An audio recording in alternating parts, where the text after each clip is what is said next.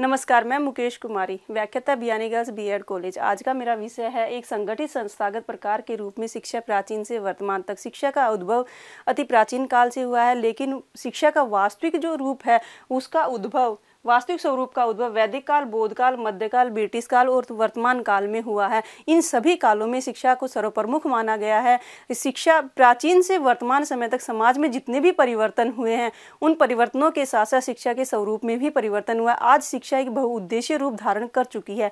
वैदिक काल में शिक्षा का स्वरूप, वैदिक काल में मुख्यतः वेदों का अध्ययन करवाया जाता था, जो वैदिक कालीन पाठ्यक्रम के रूप में था। शिक्षण की विधि मौखिक थी तथा शिक्षा का मुख्य उद्देश्य ईश्वर की भक्ति करना, व्यक्तित्व का विकास करना, नागरिक तथा सामाजिक गुणों का विकास करना था।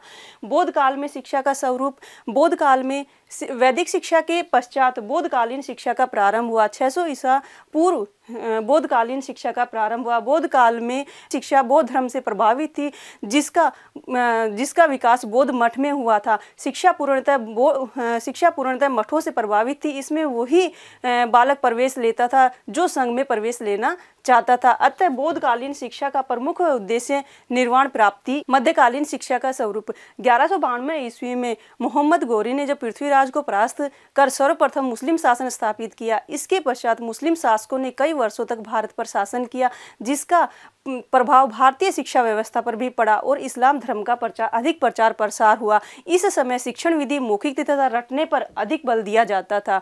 नेक्स्ट है ब्रिटिश काल में शिक्षा का स्वरूप। ब्रिटिश काल में 17वीं शताब्दी में जब यूरोपीय देश भारत में व्यापार करने के लिए आए, उस समय ब्रिटिश कालीन शिक्षा की प्रणाली अपने साथ लेकर आए। ब्रिटिश शिक्षा का स्वरूप अधिक व्यापक था, जिसमें के कारण अत्यधिक परिवर्तन हुए, लेकिन वह एक ऐसा युग था जिसमें शिक्षा में के नवीन तथ्य शिक्षा में जुड़ गए और इसी समय भारतीय शिक्षा में के इतिहास में भी एक नवीन युग का जन्म हुआ। नेक्स्ट वर्तमान में शिक्षा। वर्तमान में शिक्षा में भी काफ़ी परिवर्तन हुए। वर्तमान युग में शिक्षा का प्रमुख उद्देश्य बालक का सर्वांगीण विकास करना, जिससे बालक समाज में रहकर अपना उचित रूप से जीविकोपार्जन कर सकता है। इसके अतिरिक्त वर्तमान समय में शिक्षा के अंतर्गत व्यवसाय के विषय को भी जोड़ा गया। अपनी शिक्षा पूर्ण करने के बाद ही रोजगार की प्राप्ति हो सके। इस प्रकार एक संगठित संस्थागत रूप में शिक्षा का स्वरूप प्राचीन काल से लेकर वर्तमान तक व्यवस्थित रूप से चलता रहा। वर्तमान से व्यवस्थित रूप तक चलता रहा है, लेकिन समाज में जैसे जैसे परिवर्तन हुए वैसे वैसे